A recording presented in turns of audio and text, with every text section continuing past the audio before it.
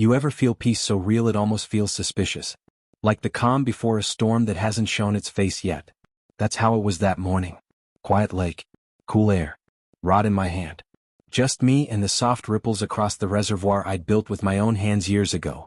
That reservoir was my pride. My retirement dream. A slice of land my grandfather left behind. When I inherited it, I promised myself I'd keep it natural.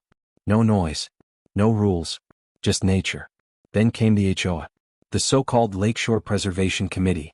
They formed a year after a developer bought a few plots near my land. At first it was simple. Monthly meetings. Flyers about property values. Nothing serious. But like every HOA story you've ever heard, it never stops at that. It started small. They said my dock was too long. Then that my shed roof didn't match the neighborhood color palette. Then came the big one. Fishing. They said it was disruptive to the aquatic ecosystem. I laughed when I first read it. This lake had been in my family for 50 years. The HOA had been here barely 2. But laughing didn't stop them. They started sending letters. Warnings. Fines. Threats of legal action. I ignored them all. Because here's what they didn't understand. That lake wasn't just a hobby for me. It was home. It was history. Then one morning something changed. I walked down to the dock like I always did. Sun barely up. Mist hanging low. But the smell hit first. Rotten. Chemical. Sharp enough to burn my throat. The water wasn't clear anymore. It was gray. Clouded. Like someone had poured paint into it. I crouched down. Dipped my hand in. Sticky. Ugly. Not natural. That's when I saw them. 3 men in orange vests on the opposite side of the lake. Dumping something from blue barrels straight into the water. Big bold letters on the side of the barrels. Property of Lakeshore HOA. My stomach turned cold. I yelled across the water. What the hell are you doing? They froze. One of them shouted back. Routine algae control. Authorized treatment. I didn't believe that for a second. I'd been maintaining this lake my whole life. Never needed chemicals. Never had algae problems. I grabbed my phone and started recording. Their faces. The barrels. Everything. One of them saw me filming and panicked. He waved his arms yelling for the others to stop. But they didn't. They just kept dumping. Fast. Like they had a deadline. I called the county environmental line. Left a message. Then called the sheriff. They said they'd send someone in the morning. By the time night fell, the lake was dead quiet. No frogs. No crickets. No sound. That silence scared me more than anything. Next morning I woke to the sound of knocking. Art. Urgent. 3 men in blazers stood at my porch. The HOA board. The president was front and center. Tall man. Thin smile. His name was Greg. Morning, he said. I understand you've been interfering with authorized maintenance. Maintenance, I said. You call poisoning a lake maintenance? He smirked. We applied a federally approved algae treatment. Nothing toxic. I pointed toward the barrels still sitting near the waterline. You mean those labeled industrial waste? His smile didn't fade. Those are mislabeled. Now if you could refrain from fishing for a few weeks, we'll restore balance to the ecosystem. I stepped closer. You don't touch my lake again. His eyes narrowed. It's not your lake, Mr. Miller. The HOA maintains jurisdiction over the shared reservoir and surrounding community lands. Shared? I said. You mean the reservoir I dug and funded? On private property. He shrugged. Boundaries shift. Regulations evolve. That was his warning. Polite. Cold. Final. That night I couldn't sleep. I kept looking at the footage I'd taken. I sent it to a friend who worked at a lab. Asked him to test a sample. 2 days later he called back. His voice was tight. This isn't algae treatment, Jake. It's pesticide. High concentration. Illegal for aquatic use. I gripped the phone so hard my hand hurt. Are you sure? Positive. Someone wanted that water dead. The next morning I found dead fish floating near the shore. Hundreds.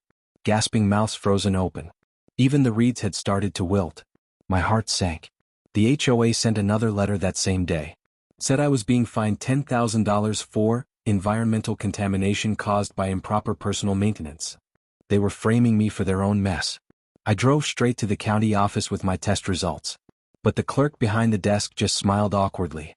I'm sorry, sir. The HOA filed a prior report. Their treatment was approved. Your samples conflict with their documentation. I slammed the papers down. Then check the water yourself. She hesitated. Lowered her voice. Off the record, I'd be careful. The HOA's got people on the council. I walked out before I said something I'd regret. When I got home, Greg was waiting near the gate, leaning against his shiny black SUV. He smiled when he saw me. "You went to the county," he said. "I admire the effort. But this isn't a battle you can win. Just stop fishing and we'll forget the fines." "Why?" I asked. "What do you gain by killing the lake?" He straightened up. "It's simple. We're negotiating with a developer. The reservoir's being repurposed for water recreation access. That means no private docks. No personal fishing rights. It's business." I stared at him.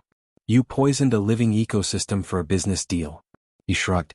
"Progress always costs something." I didn't say another word. I just walked back to the house. But something inside me shifted. That kind of arrogance doesn't stop until someone makes it. The next week the smell got worse. Neighbors started complaining about their tap water. Turns out the HOA's own pipeline fed straight from the same reservoir they'd poisoned. Irony's a cruel teacher. They didn't know it yet. But they'd poisoned themselves. I started documenting everything. Photos, videos, emails. I sent copies to news stations, environmental agencies, even the local water authority. Then came the knock again. This time it wasn't polite. Middle of the night. 3 SUVs rolled up. Flashlights in my window. Greg was there again, flanked by men in black jackets. He shouted through the door. "Open up, Jake. We need to talk about the footage you've been spreading." I didn't answer. I was already recording again. Every word. Every threat. He banged harder. "You think anyone's gonna believe a recluse fisherman over a registered community board?" I spoke loud enough for the mic to catch it. "I think the county will believe the dead fish, Greg." He paused, then lowered his voice. "You made a mistake crossing me." And then they left. Just like that. Calm. Controlled. Like they thought they'd already won. But they didn't know what I'd already done. The next morning my footage went live. Every clip. Every lab report. I sent it to a journalist friend who'd been covering water safety issues. By noon it was everywhere. Headlines read, "Local HOA accused of poisoning private reservoir." By evening the county sent investigators. Real ones this time. And when they showed up I was waiting at the dock. I handed them samples, records, and pointed across the water to the blue barrels still sitting half sunk in the reeds. They taped everything off, and I just stood there watching as they pulled barrel after barrel from the water, each labeled with the HOA's logo, each dripping the same gray chemical sludge. One of the investigators looked up at me. "You were right," he said. "This isn't just pollution. It's criminal negligence." I nodded slowly. "I told you. They thought they could own nature." But this was only the beginning. Because by the time the county realized what the HOA had done, their own water supply had already started to turn. The poison they dumped to stop me from fishing was now flowing through their homes, their pipes, their children's drinking glasses. And the storm that followed was about to drown the entire HOA. 3 days. That's all it took. 3 days before the call started. Neighbors coughing, kids throwing up, pets refusing to drink. The HOA board stayed quiet. No warnings, no advisories, just silence and clipped smiles. But the news didn't. Footage of the barrels hit every local channel. Reporters stood at the gates, microphones flashing in Greg's face. He said it was an isolated incident. He said the lake wasn't connected to the residential water system. He lied. Because I built that system myself years ago. Long before any HOA existed. A shared pipeline. A single underground line feeding every property. The same line they never bothered to inspect. And now it carried poison straight into their homes. I sat on my porch watching vans roll in. Health department. Hazmat suits. Cameras. I should have felt vindicated. Instead all I felt was tired. The lake shimmered dull gray under the sun. Fish gone. Plants dying. The smell hanging thick like smoke. My grandfather used to say water remembers everything. Maybe it did. Maybe it was remembering every drop they'd spilled. Then came the knock again. Harder this time. Sheriff's cruiser in my driveway. A deputy stepped out. Tall. Broad shoulders. Serious face. "Mr. Miller," he said. "We need a statement." I nodded. "I already gave one to the investigators." He sighed. "This one's different. The HOA filed a harassment complaint. They say you tampered with the water supply to frame them." I almost laughed. "You're kidding." He shook his head. "No, sir. I'm not. They have a court order. You'll need to come down to the station." Behind him I saw Greg's SUV parked on the road.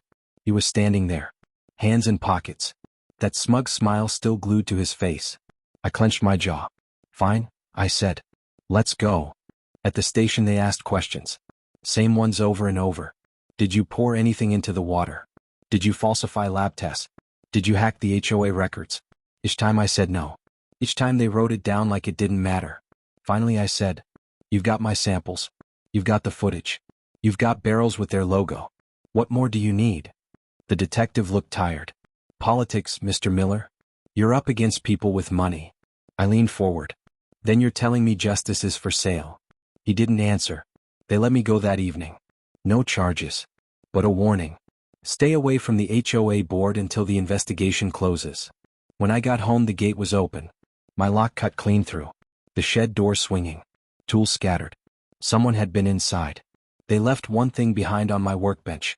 A single folded paper. Type. Anonymous. Stop digging. Or the next spill will be blood. I stared at it for a long time. Then I picked up my phone. I called an old contact from my years working with environmental contractors. His name was Ray. He used to do inspection work for the Federal Water Bureau. Jake, he said when he answered. Heard about your mess on the news. You holding up? I need a favor, I said. I need satellite flow data. I need to prove that line feeds the HOA grid. He whistled softly. That's not public data. But for you I'll see what I can do. 2 nights later he called back. You were right, he said. The main distribution valve sits under your property. HOA's been drawing directly from your reservoir for years. Without authorization. I felt my pulse quicken. So they're using my water. Worse, he said. They rerouted the line 2 years ago. Claimed it was a municipal connection. But it still runs through your private valve. They've been stealing your water. That was it. Proof. Cold and clear. Next morning I printed everything. Maps. Flow charts. Ownership records. I sent copies to the press. But I kept the originals for court. Meanwhile the HOA was imploding. Residents were furious. Lawsuits flying. One neighbor named Karen Delaney stormed a board meeting screaming that her kids got sick from showering. Videos of the outburst went viral. HOA board hides toxic water crisis. Greg vanished from public view after that. Rumor said he skipped town. But I knew better. He wasn't done yet. Late one evening I saw headlights crawl up my driveway again. Same SUV. Only this time there were 2 of them. Doors opened. Men stepped out. Black jackets. No badges. I stayed inside. Camera recording. One of them shouted. Mr. Miller, step outside. We need to talk about the footage you leaked. I yelled back. Who are you? We're with the HOA Compliance Security Division. That wasn't real. There's no such thing. Just intimidation. They tried the door. Locked. One of them slammed a shoulder against it. Wood cracked. That's when I flipped the breaker. Whole house went dark. I slipped out the back through the shed. Made my way to the dock. My boat was small but fast. I pushed off into the dark water. The moonlight caught the surface. The gray film still floating. Toxic. Silent. From the distance I saw their flashlights sweep across the yard. They were inside now. Tossing furniture. Looking for something. Probably the documents. Too late. I'd already sent digital copies everywhere. By dawn they were gone. But my cabin was wrecked. Windows shattered. Drawers emptied. I called the sheriff again. They came. Took photos. Filed a report. But nobody got arrested. That's when I realized I couldn't rely on them. Not the local cops. Not the county. They were all tangled up with the HOA's money. So I went higher. I called Ray again. Told him everything. He said, Jake, I think it's time the feds look at this. You've got contamination crossing jurisdiction lines. That's federal territory. I nodded. Do it. Within a week, unmarked vehicles rolled into the area. Not county. Not state. Federal water enforcement and environmental crimes units. And when they showed up, everything changed. The agents sealed the reservoir perimeter. Evacuated nearby homes. Sampled soil, water, and pipes. The HOA board got subpoenas. The county council called emergency meetings. And the truth spilled fast. Greg had approved the dumping contract personally. He'd paid a chemical disposal company under the table. And the payment trail led straight to a real estate firm planning a luxury resort on the site. They wanted the lake cleared. The fish gone. The ecosystem dead. So they could dredge it and call it new development space. I stood on my porch as they arrested two of the contractors. Handcuffs clicking. Reporters swarming. Flashes lighting up the dawn. But Greg was still missing. Then one night my phone buzzed. Unknown number. Text only. You think this ends with me? Watch the taps. 5 minutes later my lights flickered. Power cut again. I grabbed my flashlight and stepped outside. The air smelled faintly of bleach. Too sharp. Too sudden. I ran to the dock. White foam bubbling near the inlet pipe. Someone had dumped another load upstream. Trying to cover their tracks. Trying to destroy the last evidence. I called Ray. He answered on the first ring. They're still dumping, I said. He swore under his breath. Stay clear of the water. We're sending marshals to secure the site. Marshals. Not just agents now. This had escalated beyond anything local. By sunrise the road filled with black trucks. U.S. Marshals in tactical gear moving like a storm. They sealed every access road. Drones over the water. I watched from my deck as they uncovered barrels hidden in the woods. Same blue markings. Same HOA stamps. One marshal turned toward me. You're the landowner? I nodded. He said. Then you just helped us expose a multi-state illegal disposal ring. My heart hammered. What happens now? He looked back toward the trucks. Now we clean house. For the next 48 hours the area buzzed with activity. Reporters. Hazmat suits. Court orders flying. The remaining HOA board members tried to distance themselves. Said Greg acted alone. But emails leaked. Signatures matched. Every one of them had approved at least one payment. They called it ignorance. The feds called it conspiracy. And through it all the water kept moving. Silent. Steady. Carrying the truth through every pipe they owned. One morning I walked to the dock again. The smell was weaker. The foam gone. Marshals had installed filtration units. The water was fighting to come back to life. Ray joined me later that afternoon. He looked out across the reservoir and said, You did good, Jake. Most folks would have given up. I shook my head. It's not over. The land's still sick. It'll take years. He nodded slowly. But at least now it has a chance. We stood there a long time. Listening to the faint lapping of waves against the wood. The sound of something healing. That night I sat by the fire. Looking through the window at the dark water. The same lake they tried to destroy. The same water that turned against them. Because that's what greed does. It poisons everything it touches. Even the ones who spread it. And somewhere out there Greg was still running. But the marshals were running faster. This wasn't just revenge anymore. It was reckoning. The air felt different that morning. Calm but heavy. Like the world was holding its breath before something broke. I stood at the edge of the water. Mist curling low across the surface. The faint hum of generators somewhere in the distance. The marshals were still camped along the access road. Their trucks lined the shore.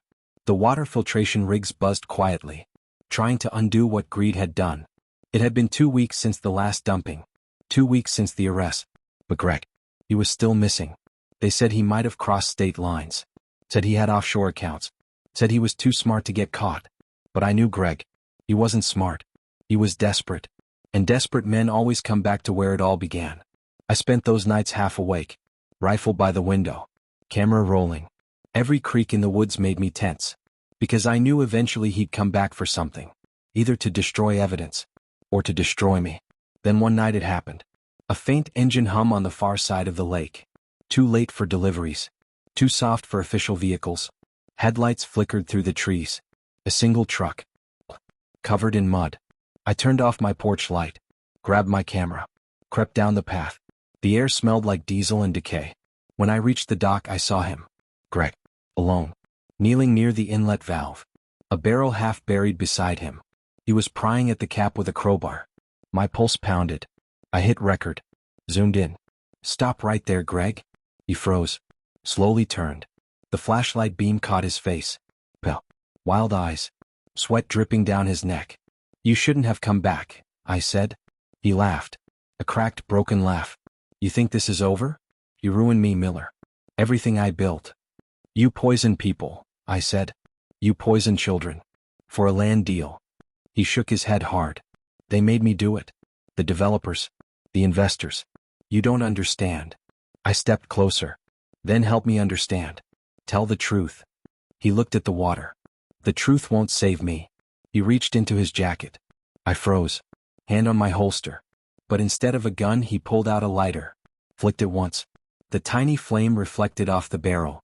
"What's in that?" I asked. "Solvent. Enough to burn everything they can't bury." "Greg," I said quietly, "don't do this. You'll kill yourself." He smiled weakly. "That's the point." Before I could move, blue lights flashed across the trees. Engines roared. Marshals. They'd been tracking him for days. "Drop the lighter," someone shouted.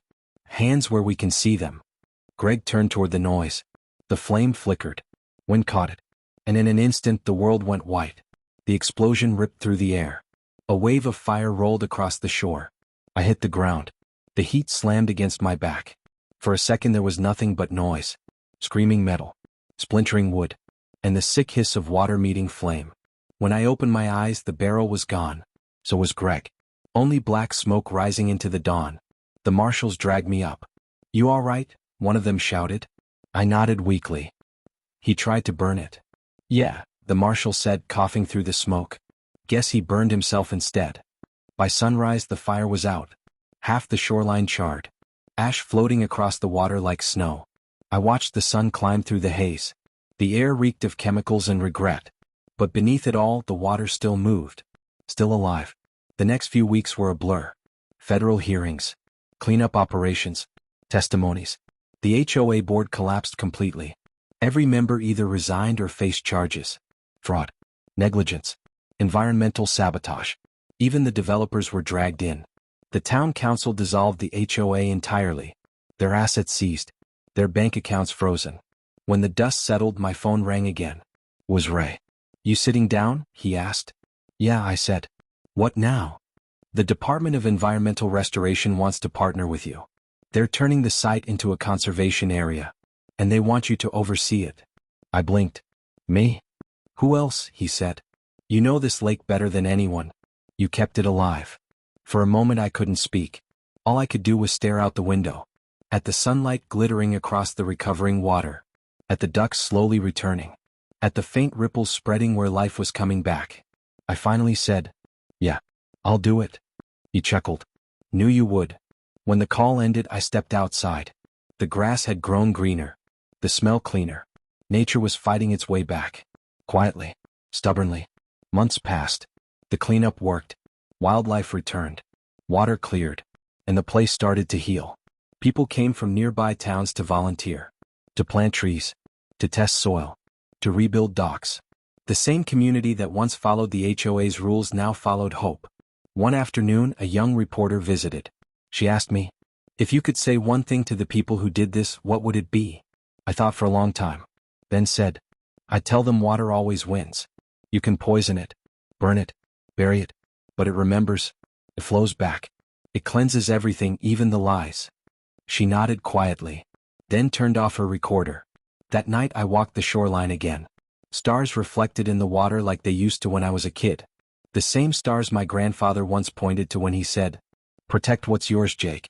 Because one day it'll protect you back." I smiled. Because he was right. The HOA tried to destroy my peace. Tried to claim my lake. Tried to silence me. But in the end, their own poison drowned them. I looked out over the reservoir. Calm. Still. Alive. And for the first time in a long time, I felt peace. Real peace. Then my phone buzzed. A message from Ray. "Thought you should see this." It was a photo. Of a small town a few counties over. A construction sign near another body of water. The same developer's name on it. Same logo. Same slogan. Future site of Lakewood Resort. I stared at it for a long moment. Then typed back. "Send me the coordinates." Because some fights never really end. Some lakes need guardians. And some waters never forget. I slipped my phone into my pocket. Walked down to the dock. The night air cool on my skin. The moon reflecting perfectly off the clean, restored surface. This was my home. My legacy. My fight. And as long as I had breath left. No HOA. No developer. No greed. Would ever poison it again. If you like this story, don't forget to hit like. Subscribe for more real-life HOA revenge stories. And tell me in the comments, what would you have done if they poisoned your lake?